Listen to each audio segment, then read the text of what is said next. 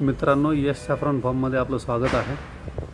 आता हे जे मी दाखवतो तुम्हाला हे साधारणतः माझ्याकडं जे गेल्या वर्षीचे बल्ब होते जे की मल्टिप्लाय झाले होते आणि रिजनरेट झाले होते, तर याच्यातले जे छोटे होते 6-7 ग्रामपेक्षा लहान, ते ह्याचं प्लांटेशन साधारणतः एक 25 दिवसापूर्वी मी केलं होतं।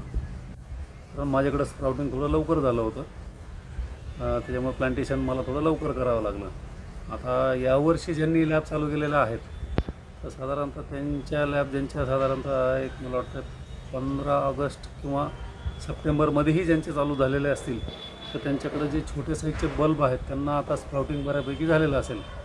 ते स्प्राउटिंग जर साधारणतः 2-3 सेंटीमीटरपर्यंत जरी झालेलं असेल आणि मातीचं प्रिपरेशन त्यांचं तयार झालेलं असेल किंवा माती तयार करून त्याची टेस्टिंग सॉईल रिपोर्ट वगैरे आलेले असतील आणि सगळं काही वर्मी कंपोस्ट वगैरे घालून बेसल डोस वगैरे तयार करून ज्यांनी बेड वगैरे तयार केलेले आहेत आणि ज्यांचं रेडी आहे तर त्यांनी आता प्लांटेशन करायला काही हरकत नाही। कारण मग ही जशी त्याची वाढ किंवा त्याला जशी तुम्ही व्यवस्थित मायक्रोन्यूट्रिएंट्स वगैरे द्याल तशी ह्याची वाढ चांगली होऊन हिचे जे बल्ब आहेत हिची साईज पुढच्या वर्षीसाठी जर मोठी चांगली झाली तर आपल्याला ते कामाला येणार आहेत। तर त्यासाठी आता ही योग्य वेळ आहे छोटे बल्ब प्लांटेशनसाठी।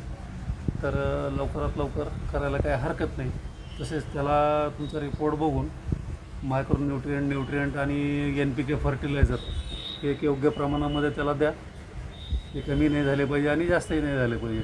असे एक योग्य प्रमाण किंवा योग्य सल्ला वगैरे त्याचा घेऊन त्याप्रमाणे तुम्ही त्याला देणं गरजेचं आहे। धन्यवाद।